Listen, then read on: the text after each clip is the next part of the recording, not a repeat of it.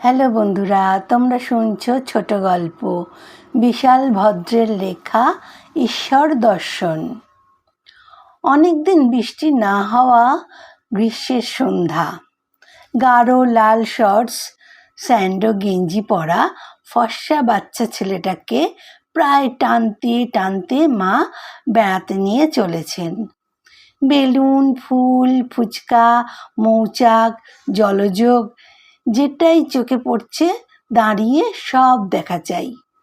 বেশ কাহিল অবস্থা মায়ের। গোলপার্কের কাছে এসে ছেলেটি মায়ের আঁচল টেনে ধরল। মা, পয়সা। কেন? দাও না। কি যেন ভেবে ব্যাগ খুলে মা ওর হাতে পয়সা দিলেন। জুতোর পুরো তলাটার ওপর দেহের ভার রেখে সে দৌড়ে গিয়ে দাঁড়ালো বটগাছের নিচে রেলিং ঘেরা বাঁধানো জায়গাটার সামনে। ফুলে ফুলে ঢাকা কালো একটা পাথর। খুব ধীরে পয়সাটা সেখানে সে রাখলো। তারপর বলল, মা, তাকুর। হ্যাঁ বাবা, নমো করো। ছেলেটি তার দুধে দাঁত অল্প একটু বের করে হাসল।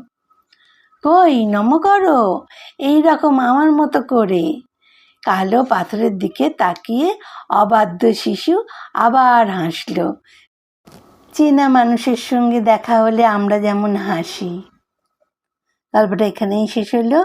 কেমন লাগলো জানিও, শেয়ার সাবস্ক্রাইব করে দেবে। ধন্যবাদ সবাইকে।